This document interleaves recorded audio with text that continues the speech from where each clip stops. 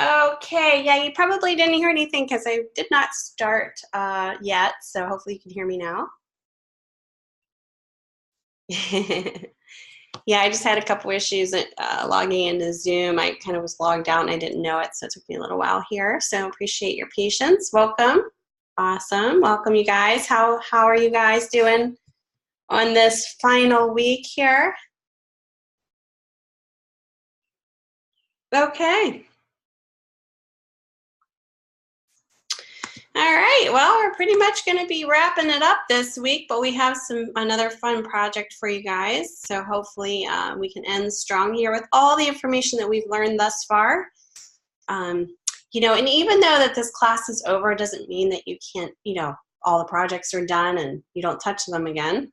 You know, always think about, you know, portfolio especially, and just kind of honing your skills, getting the feedback from each project and, you know, experimenting and applying those suggested changes that will really push you forward and allow you to learn. It's all a process, and that's kind of how you learn. It's going through that. Yep. All right, well, welcome to week 4, and hopefully if you haven't watched the first lecture for this week, you guys are aware of the resources given to you within your classroom here for your reading and videos. If you want to go in there after this lecture is fine as well. If you go all the way down to week 4, you can see that the required first lecture is already pre-recorded here, so check that out as well, and that will give you some more supplemental background information on you know, what we're going to be going over this week, this final week. So and all of this is great. You know, you have your lynda.com videos as well for you have a quiz this week, this final quiz, which is a little different of a quiz, but definitely check out all of this information in here for the quiz as well. So, all right, so anyway, let's go back to my slides here. I was happy to see a lot of you guys doing the assessment and assignment last week correctly. Some of you guys had a little bit of an issue with with some excuse me, with some your overall layouts, but for the most part you guys did a great job. It was just a few little small changes. So what we're going to be doing today, just doing a little review of your week 3 work, particularly your assignment 3. I'm just going to take a look at some projects I pulled. We'll do a week 4 overview, media and theory, and then discussion 4, we'll go over that, see if you have any questions. And then your assignment 4 we'll go over and then also do a demo. Your assessment 4 is a quiz. We'll just kind of review what is posted in there. It won't be anything that I'm giving you the answers to, but you guys can check out what will be kind of asked of you in regards to how many questions and so on and so forth.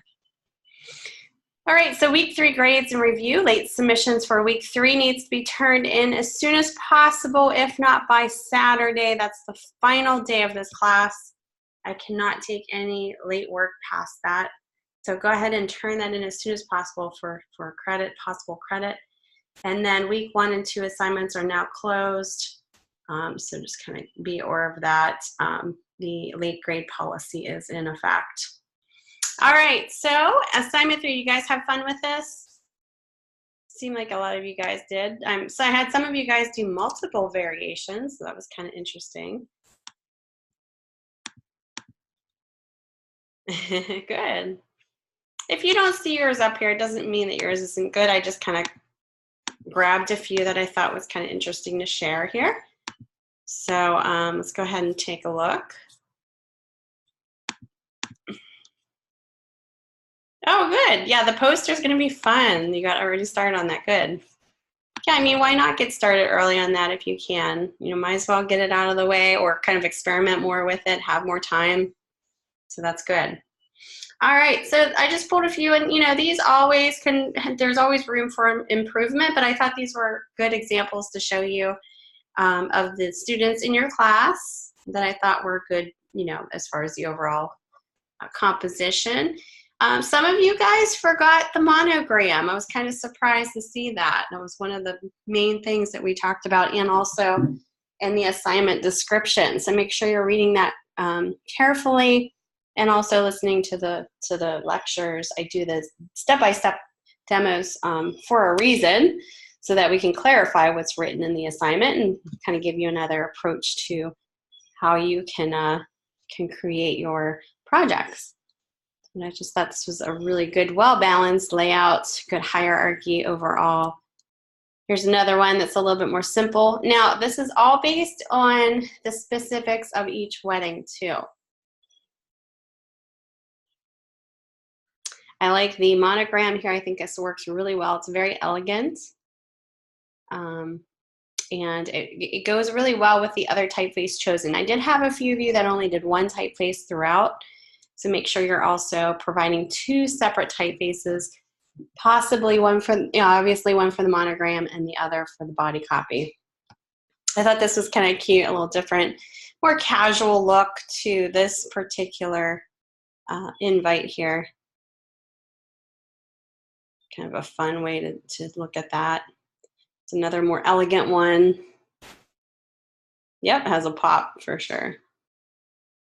So it's neat to see how you guys kind of attempted this without using any type of imagery, just kind of working with the type and the monogram, as well as just very basic aesthetics. Excuse me. Good job overall for this, very elegant.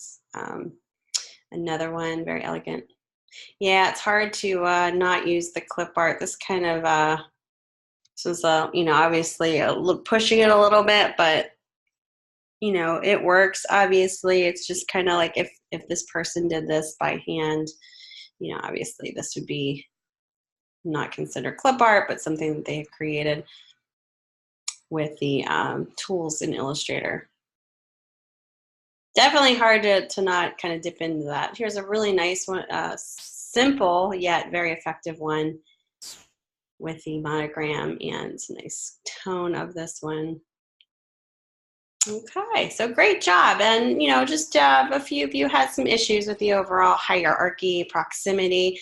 So make sure you're paying attention to that. I mean, some of those things, we kind of maybe think about for some projects, and then maybe we kind of ignore it for others. So make sure you're always thinking about the principles.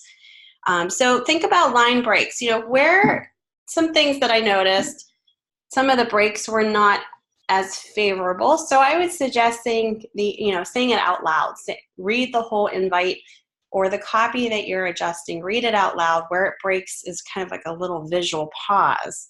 So if it's breaking in a weird way, let's say the hotel name is Montego Bay, but you have it broken up so Montego is on the top line and Bay is on the second line. That's kind of a weird break. You want to kind of keep that together. So think about that. And I always like to say, say it out loud. Font combinations, like I said, a lot of you guys did a great job with this. Some of you guys struggled a little bit. I did see a few of you do all one typeface, so make sure you're reading the instructions. And then again, monograms, some of you pretty much missed the mark. Spelled out the names but didn't create a monogram, so make sure you're doing that. And then background and colors, just be mindful of the colors and the background colors that you choose, so that you have enough contrast to have your type readable. But I think for the most part you guys were okay with that. But maybe the colors may not have aligned really with the actual style of the wedding. So good job for the most part. And for assessment 3, you guys all did a really great job with that, setting type. So excellent job. Hopefully you guys are more comfortable kind of using style guides, style sheets, and just kind of working through InDesign to set type a little bit more effectively, especially like folio, page numbers, and all that good stuff. Any questions so far about anything that we've gone over or from last week? Oops, skipping ahead here.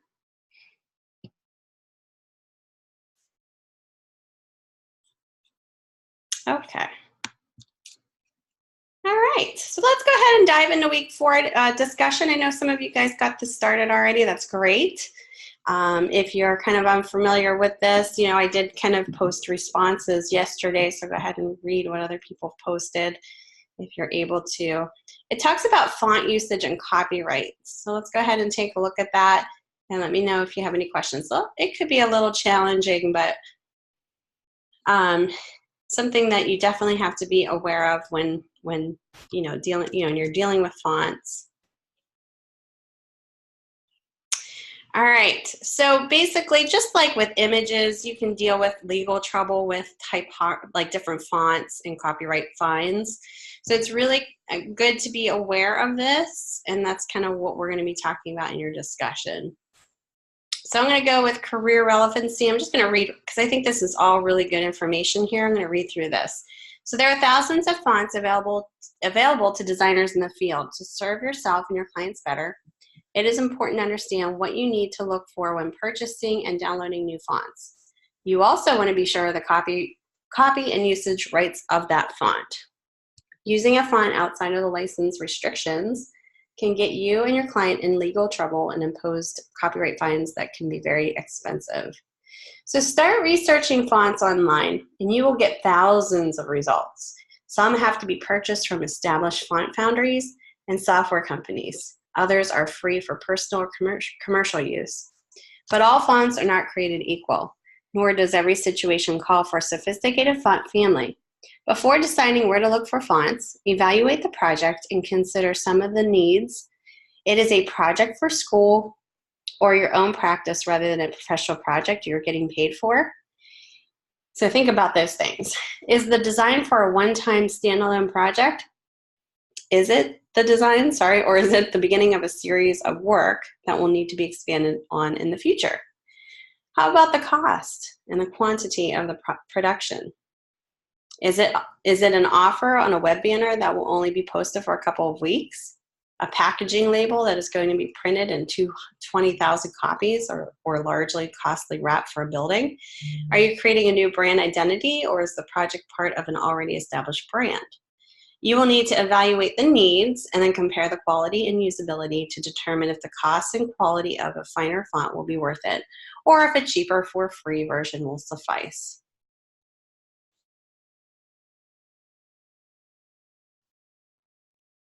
Oh, okay, no problem. So font copyright licensing and usage rights. So a font is a computer file program when used digitally that informs your printer or display how a letter or character is supposed to be shown. A typeface, on the other hand, is a set of letters, numbers, and other symbols whose forms are designed to be used to compose text or other combination of characters. Generally, if I can say that word, copyright laws in the US does not protect typefaces, but fonts may be protected as long as it qualifies as a computer software or a program. This means that US copyright only protects the font software, not the artistic design of the typeface. So for example, a designer may customize a typeface to use it as a logo design. While the typeface itself is not subject to copyright protection, the logo design itself can be protected as an artistic piece. Here's a quote here. When you purchase a commercial font, you're purchasing a license to use the font software. Your rights and obligations are defined in the End User License Agreement, so EULA. Those agreements will vary among fonts and among font makers, so read them very carefully to understand what you can and cannot do with the fonts you're licensing. So the right to sub-license a font is governed by the EULA.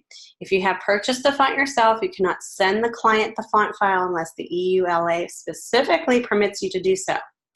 This, excuse me, this can mean that if the client will need to use the font outside of your design, they will be required to purchase their own license to use it. If the client pays for the font, they use the usage rights and you will not retain those after the project is over. So most logo designers that are using their own font library avoid potential problems with font licensing by converting their logo type to outlines, using Adobe Illustrator, for example, and sending the client a vectorized outline of the logo, but not the font file. This also ensures that anyone who's sent the logo for reproduction will not have problems with the usage rights. Each font you download and install on your computer will include a file that will hold all of the EULA information and usage rights for that font. This can vary greatly from font to font and are established by the designer of the font. You will have to look up this file to know all the specific usage details for that specific font. All right, so for this week's discussion, you're going to start with picturing the following scenario. You have been commissioned to create a poster for a music festival fundraiser for a community garden. Your client has purchased the font family ITC Novarise. You can see it here. That they use on all of their branded material, but they are open for you to use an additional, more unique or decorative font that will work well with the font provided. However, the client does not have a budget to purchase another font. Look at the client's font and its copyright restrictions, then find a font not already on your system that you would want to use on the poster. Make sure that the font you choose works well with the font your client requires you to use. Once you have determined this font, take a screenshot of it and embed it into your initial post. Also include a link to that font, then adjust the following. All right, so let's go ahead and click on that. Would you say that is a 35-point font? So here's the ITC Novarise. So you can kind of check it out and see what it looks like. Here's a license. Here's the font, typeface story, and then license information. Oh, you're talking about $35 font. Okay, I didn't know what you meant by that. So it just talks about, and this is kind of what comes with a font that you purchase. You'll have generally a license information section or something that comes with the font when you do purchase it, maybe in the folder that it's attached to, that you can actually read through and see what the rules are for using this particular font. So it has licenses for desktop fonts, licenses for digital ads, licenses for here's web fonts, and so you have to make sure you're reading through all of these for its particular license agreement. And like I said, usually when you download that actual font and download it onto your computer, it should have like some type of a text file with it that will kind of explain the license rules. Okay, so on the client's font, after reading the client's font copyright information, how would you acquire this font if you did not already know it, or own it, sorry.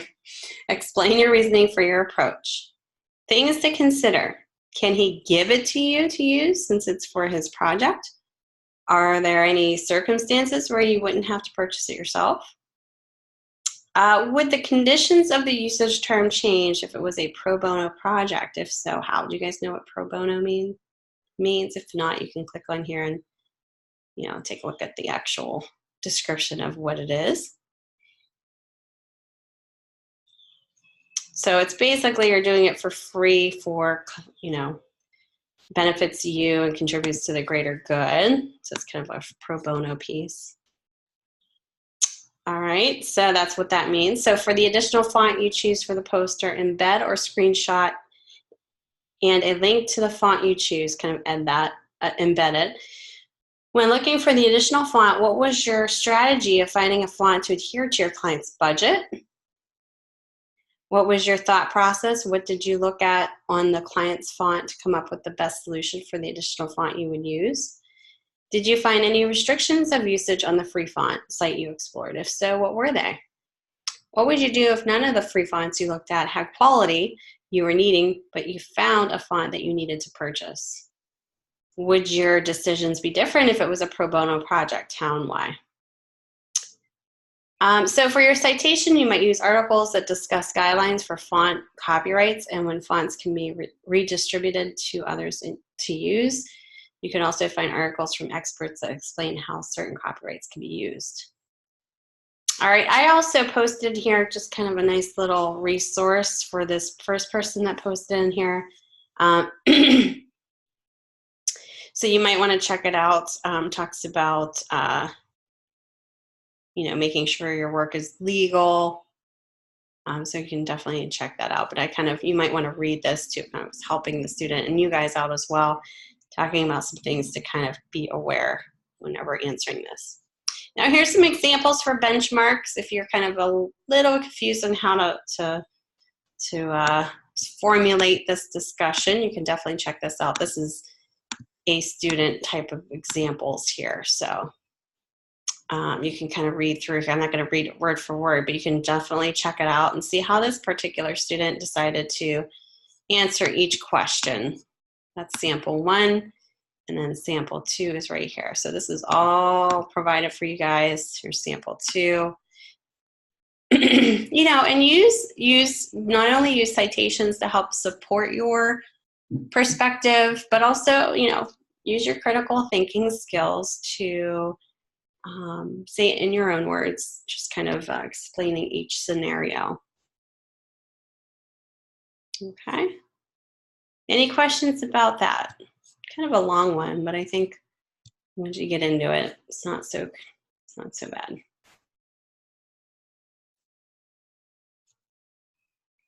And it's important to know this because, you know, obviously you might be using it incorrectly if you do have a logo, or I'm sorry, a font that you need to purchase. You know, just being aware of that, just like an image, you know, there are free images out there too, but there are ones that you have to purchase. And then those also have licensing and copyright restrictions on them as well, possibly. So covering yourself and your client, you want to make sure you're making the best decision for that. Exactly. Yeah, cover your butt, right?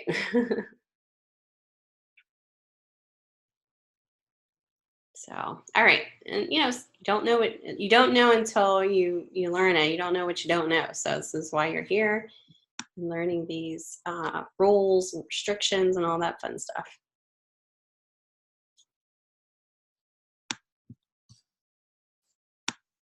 Okay. So that is what the discussion is. Let me know if you have any questions. For those of you who are listening to the discussion recording, once this is done, if you have questions, let me know. We're going to go right into your week 4 assignment. I think this is going to be one that you're going to have a lot of fun with. And I think it's creative, and I think a different way to create a poster. And again, we're only using type for this. So it's going to be a typographical poster based on type roles. So let's go ahead and take a look. And some of you might have gotten started on this, which is great. You know, it's always good to get started early if you can. This would definitely be one of my favorite projects to do because I love designing posters. I think they're so much fun to do. So it could be so creative. All right. So we're going to do a typographic poster design. I'm going to go ahead and, you know, the learning objectives here are covered. Talking about identify and define the difference between decorating and communicating when using effects on type. Decorating and communicating are 2 different things. Apply type within a grid to assure proper alignment and flow of text. So I'm going to read through this. Let me know if you have any questions. There are times when you find yourself unable to find imagery that fits the needs of your design project, or when you need a different approach when using images to clarify your text. This is when having some practice in creating interesting designs with type alone will give you an alternative and the ability to create some unique design work. Communicate, don't decorate. So there's a big difference between design and decoration. Design is a process that includes planning for a specific purpose. Designers focus on communication, human interaction, cultural influences, historical movements, and aesthetics. Decoration, on the other hand, is adorning an object with ornamental embellishments without any purpose than the decoration itself. Decorators are only interested in dressing things up with no concern for functionality, clarity of communication, logic, or interactive processes. So almost always the decorations will hinder, not help the communication. They become distracting objects that draw the attention away from the intended message. A skilled designer knows how to add interest to the communication itself rather than adding unrelated elements to the design. For example, choosing an interesting but legible font with a personality that fits the message for a headline is communicating as a designer. Adding a stroke, a heavy drop shadow, and a gradient color fill to the text in order to make it pop is decorating without considering the message. Typography can help the communication through the designer's font choices, color application, text arrangement, and positioning, and ability to achieve a good hierarchy. So finding support in the grid. Although the terms graphic design or grids weren't commonly used until the mid-20th century, their functions have been around for centuries before that. Commercial artists, printers, and scribes have always considered content, proportion, space, and form in their work. A grid is a skeletal structure of guides that melt away in the finished version of the design. It brings structure and order to a layout, advertisement, information piece, or website. The grid works by breaking the space into regular balanced units, so different column options, that establish a system for arranging content within that space. For a designer, grids are about having control, working efficiently, and being able to collaborate effectively with other designers. Following a set grid will also create consistency throughout several pages of a printed piece or a website and help the audience follow along with content. So grids are great for a website or information that you have a lot of different elements going on and you need to kind of organize it in a way that's easy to kind of follow. So for this assignment, you will be designing a typographical poster. The theme of the poster will be your choice of one of the 19 rules of typography. So you only have to use one rule covered in the week 2 and 3 course media. You will need to use a grid to lay out the structure and make wise design choices to have the piece be visually interesting and communicate effectively. Apply the principles and information from this week's course media along with what you have learned so far in this course. Be creative in your approach. The poster should be interesting and engaging and not simply a page layout. Use the grid as a guide, but allow yourself to break out of it as needed for interest. Be mindful of every element in its placement so that everything has a purpose in the design and it is not there for decoration only. Observing the CRAP principles of design will help ensure that everything has an effective place in the composition. All right, so the assignment instructions. The poster will need to include the rule and number listed, the paragraph of text covering the rule of typography you've chosen. Do not alter the copy. You can download a text document of rules here. It's a Word file, so definitely click on that and save it to your desktop. They are the 19 rules, so you're going to choose one of those rules to create a poster for. You're going to highlight the featured rule by incorporating a visual example of its function and failure, possibly. Observe any other applicable rule in the design as well. Graphic elements created only by type or simple shapes that create interest and emphasizes the function of the rule. Type characters only, so glyphs or simple shapes may be used. No images or illustrations may be used. A noticeable and functional grid to help the design be organized and cohesive. Some examples are below. Credit for your text source listed, so excerpt from 19 Rules of Typography from the book Digital Color Type, Rob Carter. That all has to be in there as well. All right, specs. So use Illustrator or InDesign for this poster. Choose one or the other, obviously. Your size will be 11 by 17 tabloid. Color is allowed, so set as CMYK. Save both a native file and a PDF version. And then you're going to name your name it as such for submission. And then when you're done, you're going to submit the PDF for grading. You will also need to save it as a JPEG to put it on your Behance portfolio site. And once you do that, you're going to email your FPA and you're going to CC me with the URL to the page it is on in your Behance portfolio site. You're going to copy and paste the URL into comments when submitting as well. So in the little submission area when you submit your PDF, go ahead and copy the URL in there as well. Also include into the email. All right, any questions about that? I'm going to go ahead and open these samples so you guys can take a look at it. Now it says tabloid. You know, if you guys want to do vertical or horizontal, I'm fine with whatever orientation that you want to do. So it's just giving you the tabloid size of 8.5 by 11. So the orientation isn't really important. It's up to you if you want to do either or. Okay, so here are the examples shown in your student examples for this particular project. Here's the student doing a more landscape variation of this poster. So it's 17 by 11. And they're highlighting the rule number 16. And you can kind of see a grid structure being applied to here, alignment, hierarchy, and kind of playing around with the different emphasis of the elements in the way that they're called out to be. Another one here is rule number 10, which talks about the appropriate line lengths.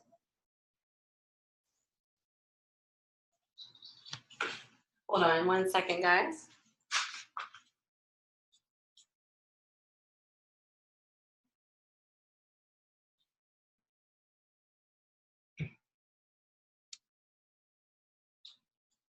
Okay.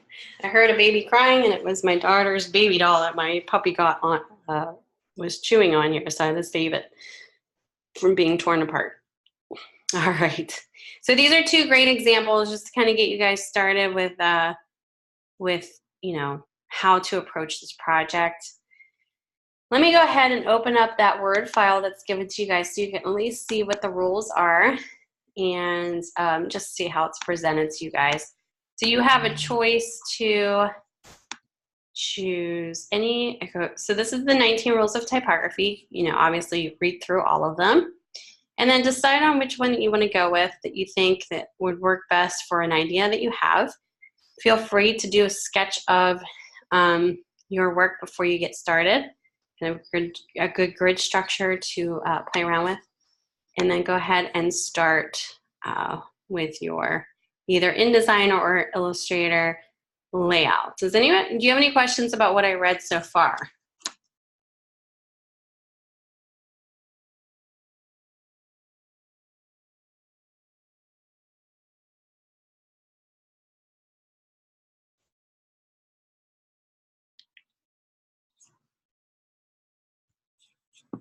Okay.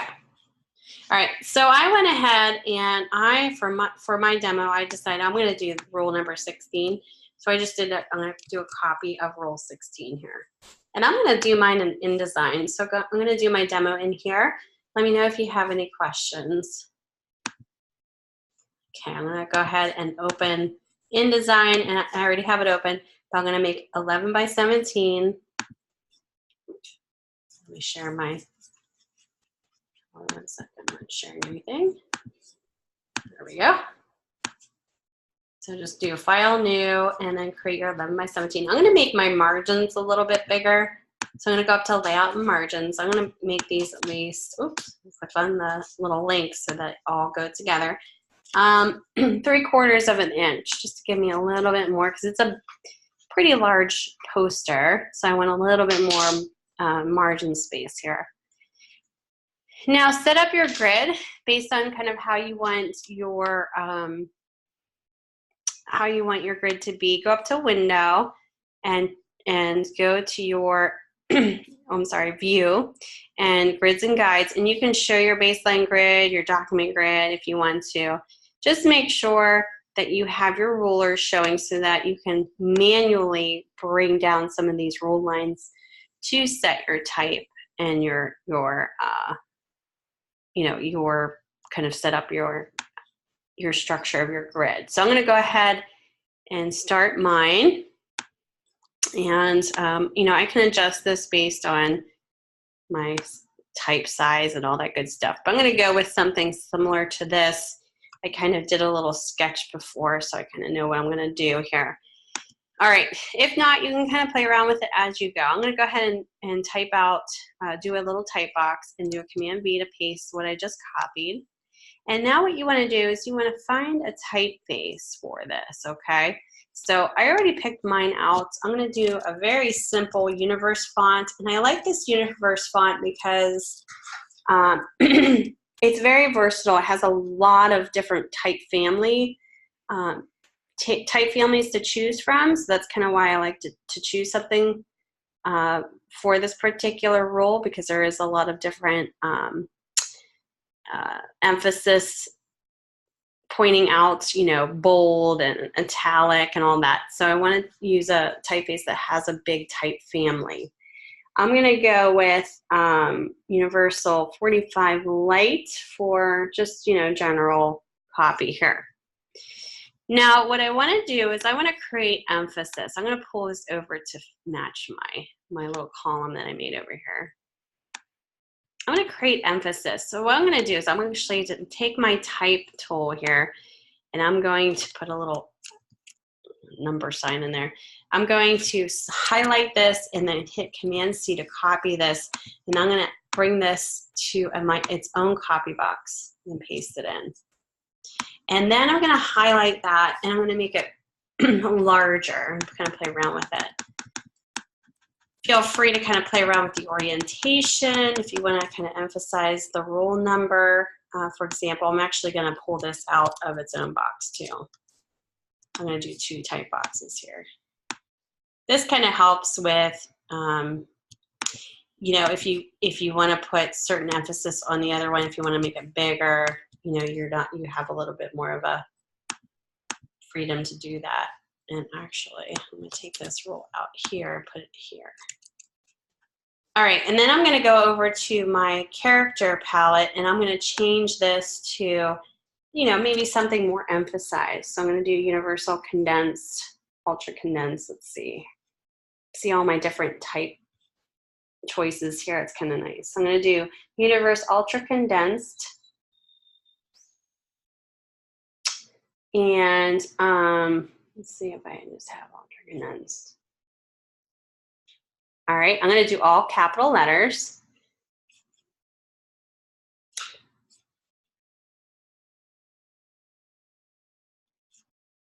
So let me over here pull this character box out. On the upper right hand corner, this is where I can change it to all caps very easily without actually doing it on my keyboard. And then I'm going to make this probably around 160 point size. Pretty big. I think that works really well for this. And then I'm going to position this right into where, and I might have to shift some things around here, so just be patient with me here. The next thing I'm going to do is 16, and I'm going to make this the same, same condensed, but I'm going to make this much larger. I'm going to make this 600 points. All right. Now you can play around with the tracking. You know, so if I wanted to, let me get rid of this. If I wanted to pull this in a little bit, your tracking is here. You can kind of play around with that so that I can make this a little bit more skinnier, but it's not crammed. Kind of works for it. And then I'm kind of aligning this based on my grid. I'm gonna pull this over a little bit so it's aligned a little bit. So I'm kind of aligning this where the 1 starts and the 6 ends. On this side is where my bottom copy kind of starts. And I'm making this kind of my focal point that leads into the actual copy here. All right.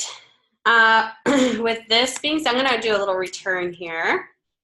And I'm going to make rule number 16 larger, obviously more pronounced. So I'm going to do a black 36 on here.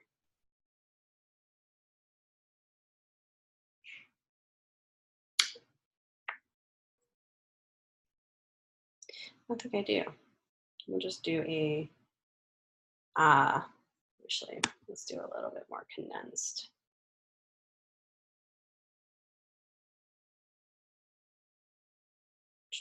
Bold condensed. There we go. And I don't want it too stretched out there. And then I'm going to make it much larger. I'm going to just take it to 36 so it pops. The rest of this, you know, can be smaller. We want like a hierarchy of your typefaces, can be definitely smaller. And this is set universe light. We'll set it to, let's see, 23. Since this is a poster, you can go a little bit bigger.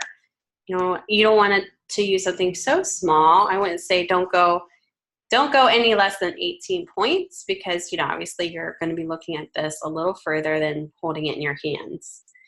So I'm going to choose like 23 for this and see if we see if how this works here.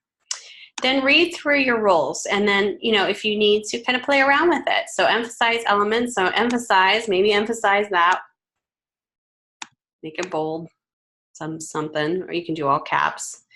Within the text with discretion and without disturbing the flow of reading. I'm going to put a little return here. Oops. You can use italics, and so I'll just, you know, choose the word italics here, and then I'm going to choose a oblique for that. Underline type, so I'm going to do underlined type, just use underlined. I'm going to go up the right hand corner of my panel and choose underline. Color type, you know, maybe for this one I'll do a different color.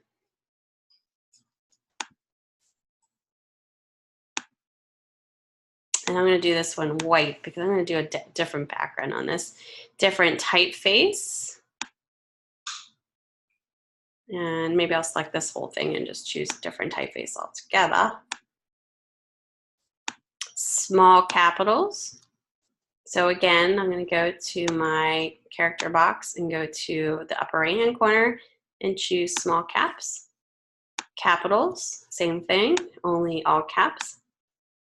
Bold type, obviously we'll make that more bold. Within the light type, obviously this is already light, so we'll just leave it as is. Light type within bold type. Larger type, we'll make that a little bit larger.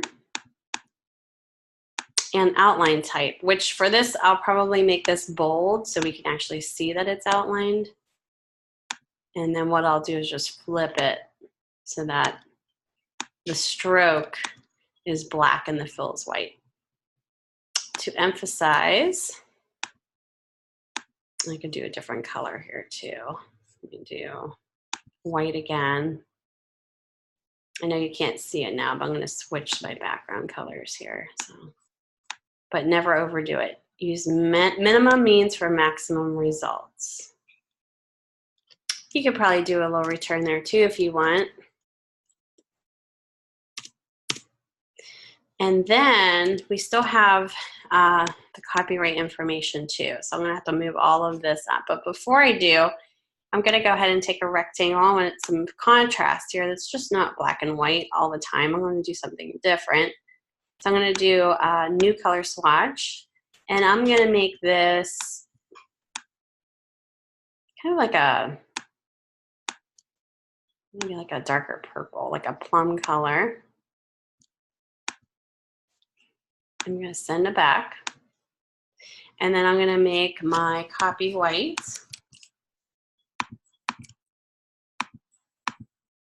And make the copy here pretty much all white except for what's already white.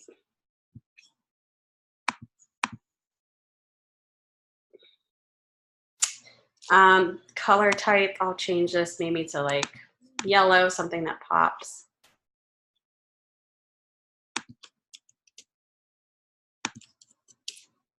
Okay. And then I'll kind of balance everything out by just bringing everything up. So I'm going to select all of this except for my background. And we'll include the guides with this. So let's go ahead and unlock the guides.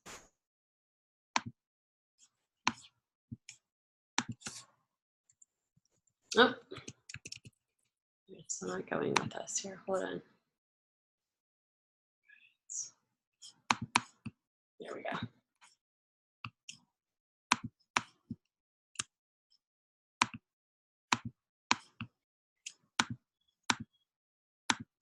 We'll have to move those separately, I guess. We're going to pull this up a little bit so we have a little bit more room below here. And what I'm going to do is I'm just going to move these separately.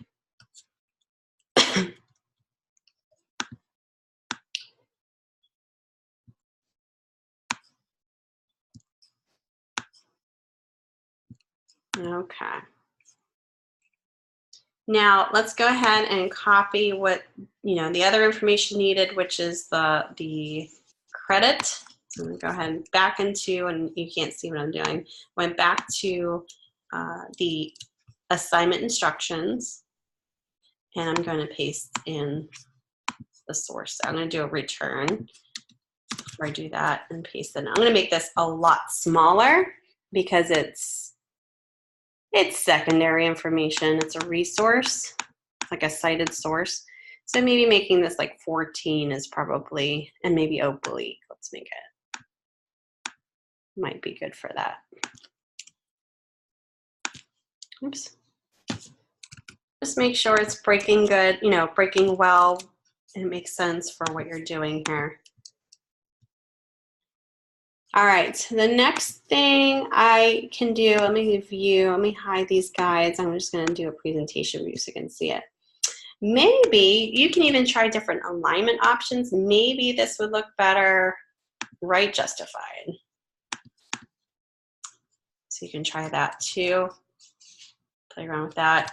And then when I'm ready to go, I'm gonna pull this up just a little bit to kind of even out my bottom and my top space. So the space in between here and here. Can equal that out. Is do another 16, but make this a lot bigger. And I think the max size of text is 1290. So I'm going to do a 1290 for this. Points. And I'm going to put this in as an aesthetic, but it's going to be part of the layout here. So I'm going to kind of align that one edge to here.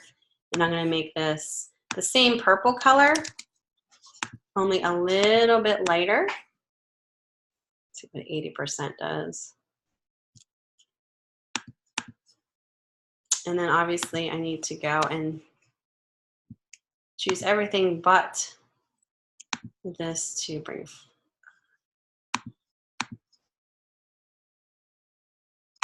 Let's see here.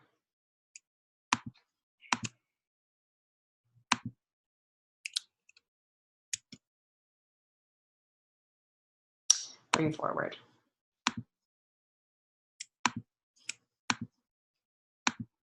So that it's in front. I'll probably make this a little darker though. So let's go with maybe 90. There we go. So it's just a hint.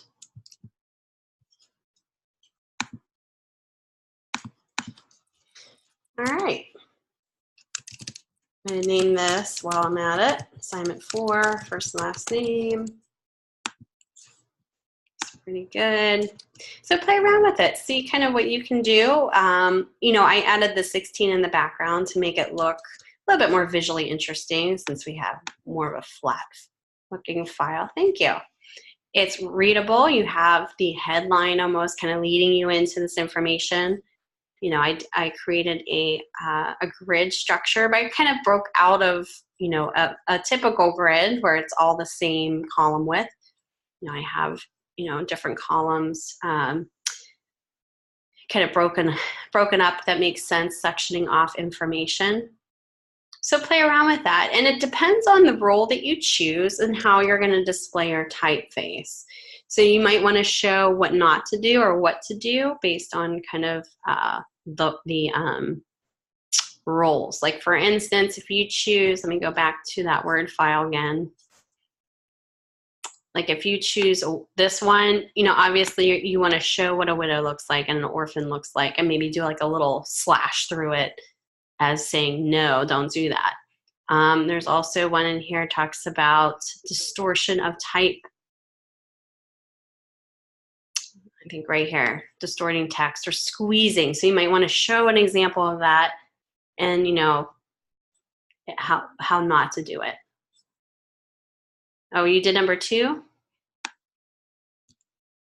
So you might want to show a ton of different typefaces at one time, and, you know, so that you can see what not to do when you're doing certain roles. Just read through each one so you get a good understanding of maybe the roles, obviously, and then which one that you want to go with to, you know, kind of look at that. I pulled up two examples too that I found online. Let me pull those up. Just take a look. Some of these are kind of interesting.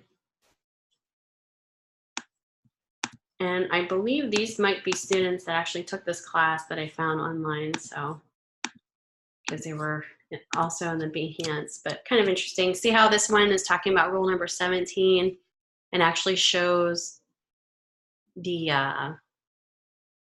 stretching of letters, a little slash through it. So that's kind of interesting. And then the other one is the one that I did, only in a different way here.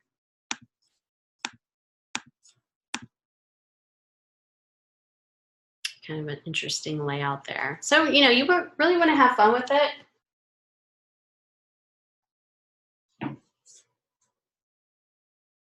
Play around with the overall hierarchy of your focal point. Yeah. And just remember not to use any imagery other than typeface. Now you can use a glyph. You guys know what glyphs are, right? I think we explained that before. So a glyph, you know, if you're kind of wondering what that means, again, say I'm using universe and I'm just typing out copy here. Here so you guys can see. If you select that type and go up to type and choose glyphs, in that font, it's going to show you the glyphs, and let me make this bigger, that you can choose in this font. And let's see. You know, so if you wanted to do, you know, any of these type of glyphs in here, you can use that too. Although mine's not set with universal. Here, I gotta change it. Universe. Roman, we'll just do Roman. So that'll be the glyph. See how I kind of changed that down here, that font? So it'll base it upon that font.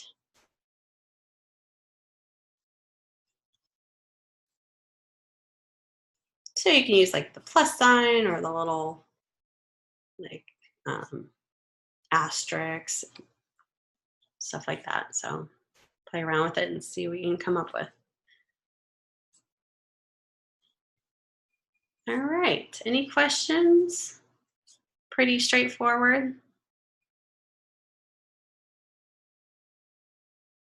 When you're done, open up your PDF, take a look at it, see if it, you know, once you're done creating it, you want to make sure it's looking correct. You don't have any issues with it. Let me open my PDF for you guys here. I think I just saved it in my demo. Yeah, I did. Okay. So I'm going to open mine up just to take a look. Everything looks good. Then I will upload this. But before I even do that, I want to make sure I go back to my InDesign file. And I'm going to save it out as a JPEG because we have to also put this in your Behance portfolio. If you don't have a Behance yet, you should. You guys have Behance account? I think by now most of you guys should. So let me sign in here while I'm talking to you guys. It's it's behance.net. It's free. You just sign up for it and you can set up your profile just like you would with anything else. And what's nice about Behance is you can place not only your portfolio work in there, but you can follow other people, other designers, photographers, companies, all that good stuff. Okay, so what you're going to do is you're going to go File, and you're going to export your file as a JPEG once you're done creating a PDF. Make sure the resolution, it could be 72 since it's going to be shown on the web. Just make sure your quality is maximum and click Export.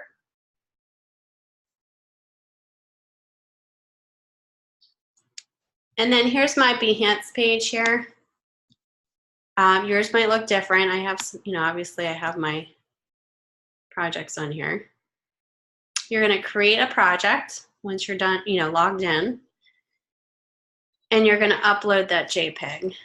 So you're going to upload files, look for that JPEG. I just threw it on my desktop here, I think. Yep, right there. Click Open. Now, what I might need to do before I do that is see how I have that 16s kind of popping out of my bleed. I might need to do a clipping mask on that before I do that. So then it's, obviously flushed to my trim line. But when I'm done, I hit continue. You may need to do a different size for your thumbnail. I'll have to go back and do a screenshot of that. And then it'll ask you for like a, keywords that you did this, what this is. So you can choose like Illustrator, poster design, graphic design, and then what program that you used it in. And it's after that, it's going to give you a link, and that link that you're going to post to your submission. So when you submit your PDF, you're going to post it there, and then you're going to also send your FPA an email with the link. Tell your FPA who you are, what class this is for, so DES113, and this is your final project. Please review this. You can even say who your instructor is, which is me, and then don't forget to carbon copy CC me on that, so I get your email as well. And then when you submit it, also include that same link to your message when you submit it for evaluation. Any questions about that? Okay. All right, so choose a rule. Use Illustrator and InDesign, breaking the rules, kind of know what you cannot do. Use a grid. Make sure you follow the specs. Communicate, don't decorate. And then hopefully the demo helps.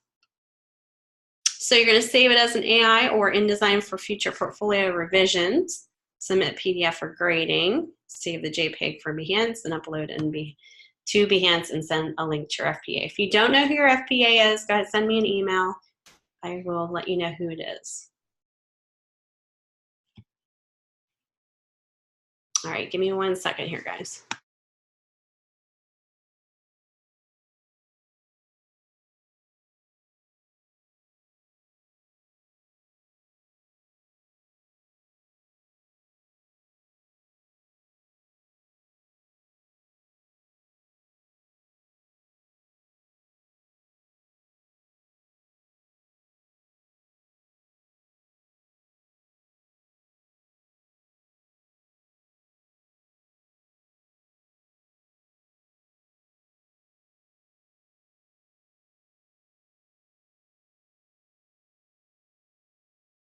All right, sorry about that. My puppy is getting into something. All right, so no questions on that. We'll just go forward here. This might be a shorter lecture. You guys can get started on your stuff. So assessment 4 is a quiz. It's a different type of quiz. It's kind of based on 5 questions, 10 points per answer. You make sure you think carefully, read carefully, take your time, no limit. And the final submission is due by midnight on Saturday. Oops, let's go ahead and take a look. Obviously, I can't show you the quiz, but we can take a look at what to kind of you know, what it's going to be kind of on. Read over the assessment specs here.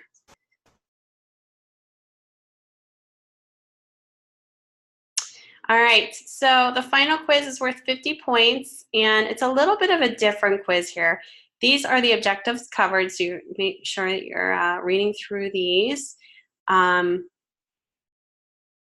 So this assessment may be different from others you have had. The purpose of this is to provide you with new course information and provide clarity. Consider this an additional opportunity for learning. So there's a total of 5 questions for this assessment. Read through the following information carefully, then answer the questions that follow. The quiz is untimed, and you'll be able to retake it as many times as you wish until the close date. It will keep your highest score, and you will be able to see your answers after the close date. Now, here are, you know, some, obviously, the links to the different pages, course media, for example. The quiz actually has several different components to it. So, you know, for instance, it could have a video that you need to watch and then answer. So, you know, kind of read through, watch, you know, look at the examples provided very carefully. Did I get your email about the last quiz on your phone? Message about the last quiz. Christina, I may have. I know maybe it was you that had a question about that. Oh, you know what? I think I didn't. I must have forgotten to respond to you, but I did look at that, and I thought I did respond.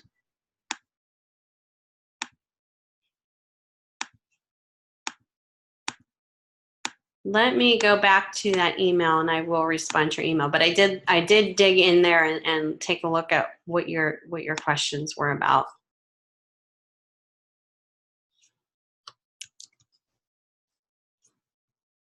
Here, hold on one second.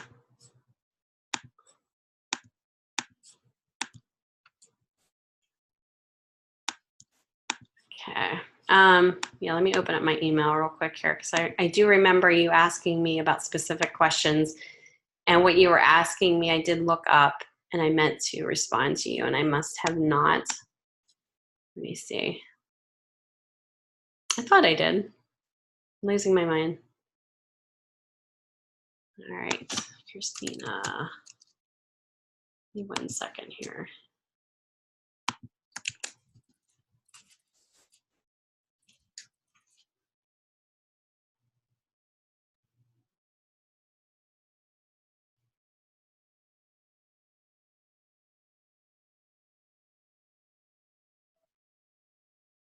Oh, okay. Yeah. I did look at this. I must have not responded. My apologies. Okay. I thought I did respond to your call. You didn't get any response? I thought I did. I remember getting the call. I'm sorry. I usually am really good at that, and I must have thought in my head, "Oh yeah, I'm gonna respond," and I didn't. Obviously, apologize about that. Let me go ahead and I'll send you a response here.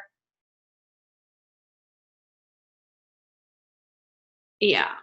Okay. Just looking through my emails. Okay. Sorry about that. Yeah, sometimes it's just like one of those things, you know. I'm usually really good at that though, so I apologize. Oh, okay, yeah. Probably. It's probably a mixture of like cold medicine too. Yeah. I was battling that sickness. But yeah, I usually am really, really good at that. It's, you know, sometimes that happens. I apologize. But thank you for bringing that up to me. I will definitely respond. I did take a look at that. I guess I never responded. My apologies.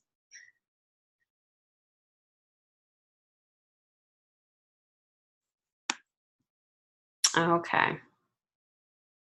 I'll get right to that.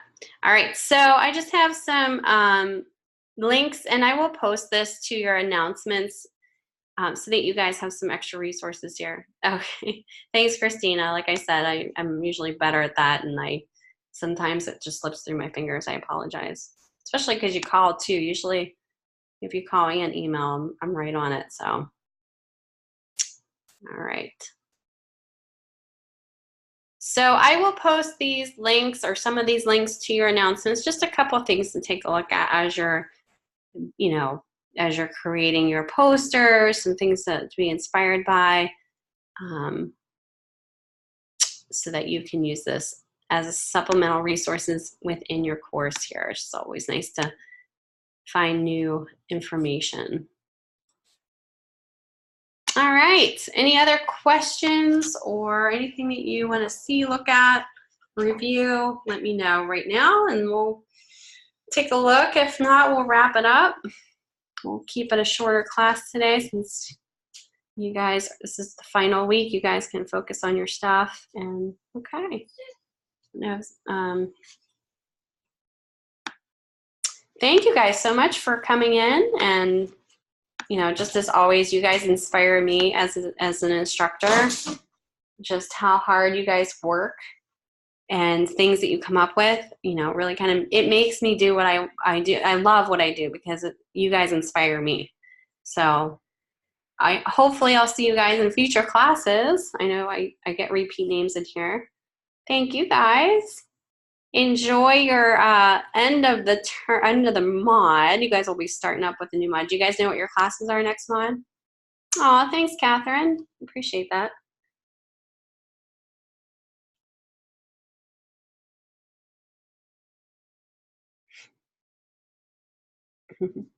Web design, cool. Okay. When is your expected graduation dates again?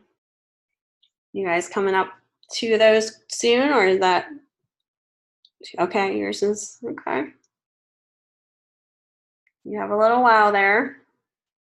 Christina, you're almost next year. Very cool. That'll go quick. Okay.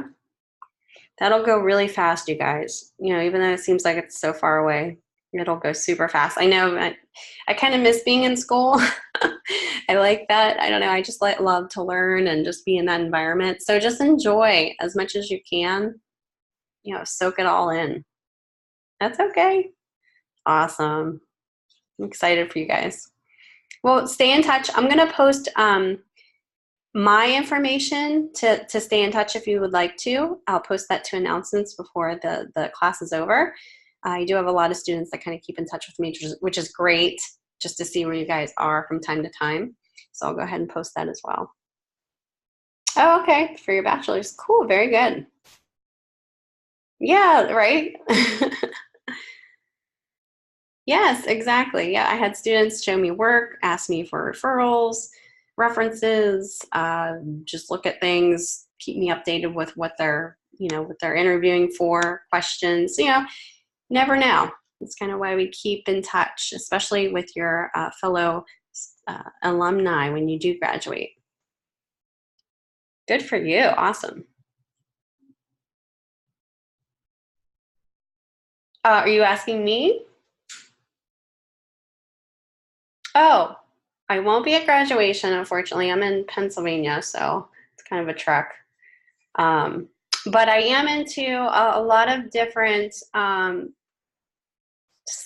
parts of design. I've done web design, print design. I love branding, so logo creation, branding design.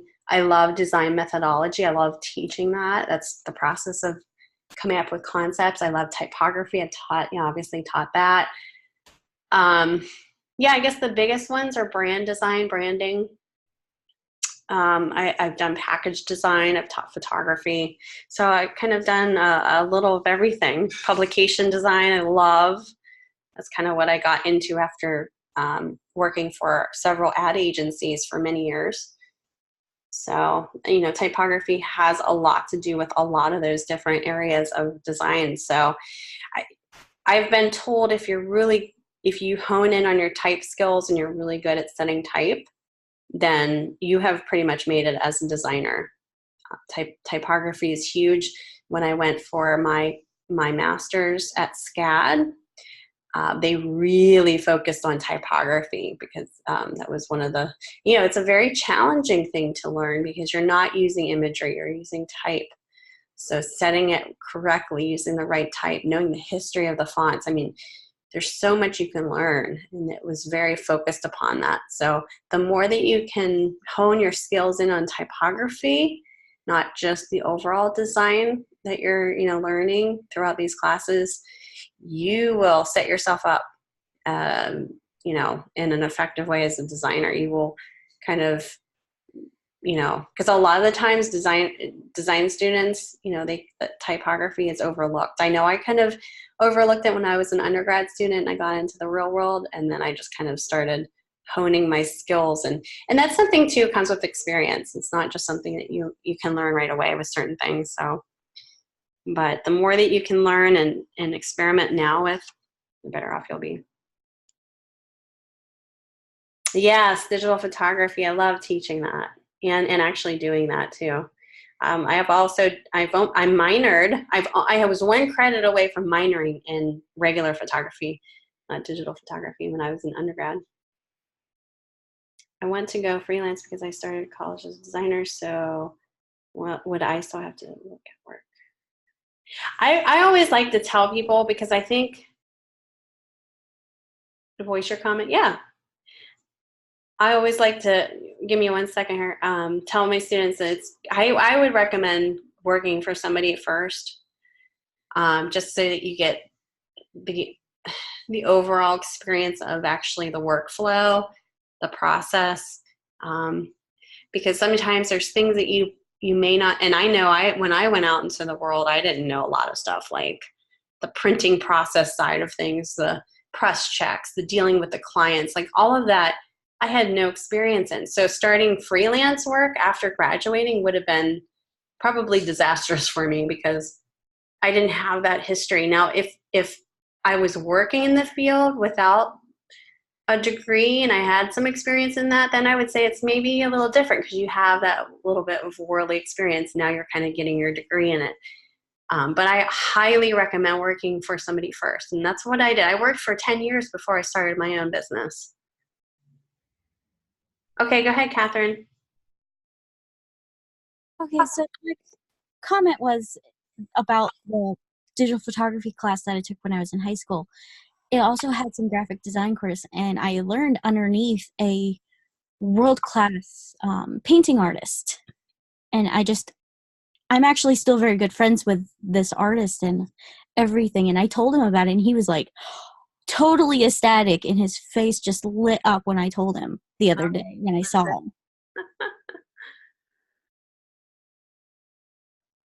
That's awesome. Yeah, I mean, you're talking about like doing that as Just that I'm going to school for graphic design and everything, and he's like, awesome, and all that.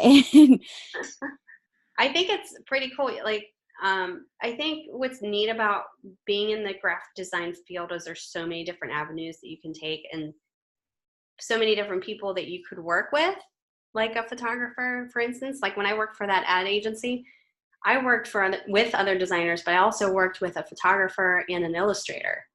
Now, it's always different where you are in studios, but it's kind of neat whenever you do talk to people and they all have some type of a connection to design. And, when you meet those kind of people, it's kind of inspirational and they feel like, oh, that's, kind of feel connected in some way.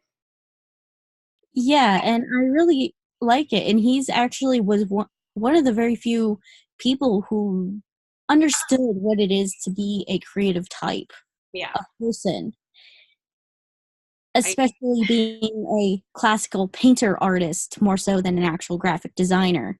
Oh, okay. Yeah. And, being a graphic designer and an artist is two separate things too, but they definitely can go hand in hand.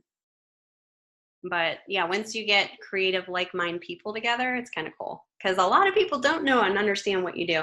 And it's really hard to explain to some people who aren't creative what you actually do or what you will be doing.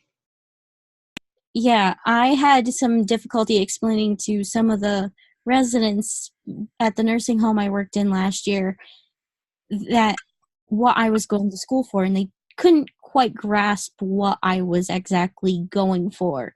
And I told them, like, said, like, okay, packages, like you see around you, the different colors on packages and all that, and that kind of was like, oh, okay, that makes sense.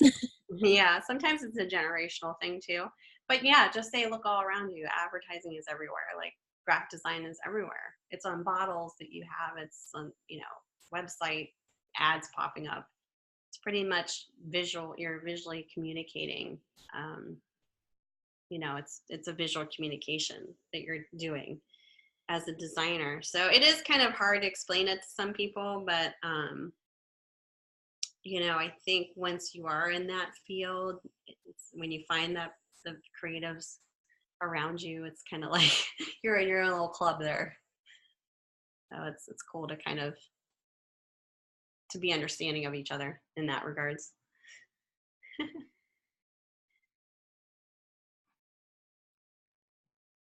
Yeah, exactly.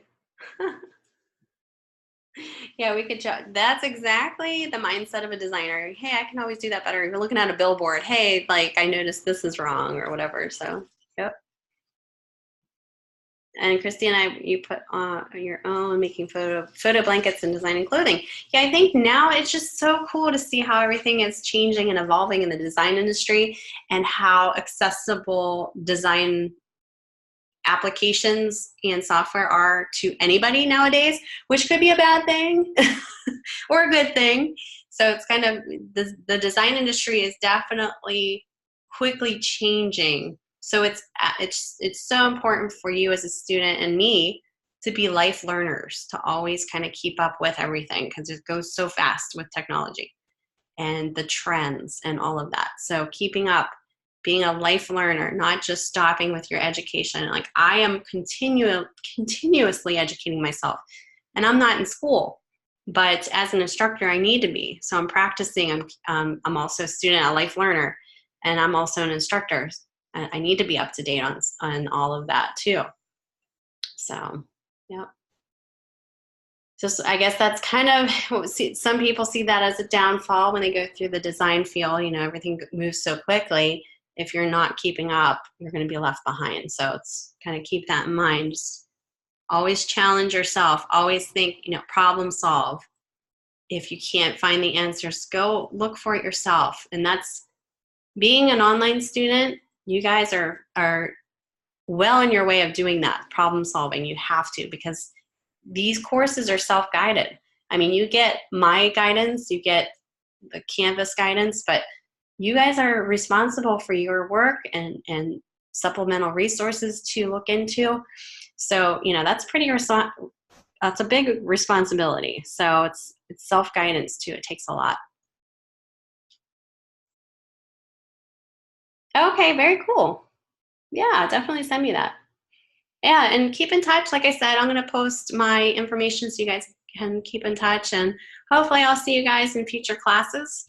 If not, best wishes. And I'm excited to see what you guys come up with your posters. These could be very cool final portfolio posters too. So put a lot of effort and time into this. All right, guys, I'm going to wrap it up. Thank you for meeting with me. Yay. Yes. Well, good. That's what you want. You want to love what you do.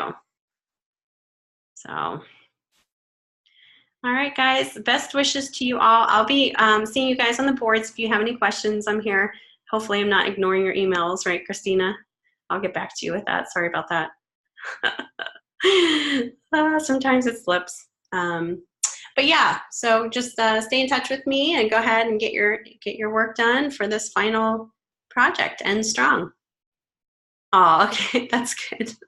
I'm glad, because I probably would have been the other way. I would have been upset if my instructor did that, so I apologize. All right, guys, have a wonderful day. And, if you want to send me what your posters look like before you submit them for extra feedback, go ahead. Other than that, I'll be seeing you guys on the boards. All right, have a wonderful day, you guys.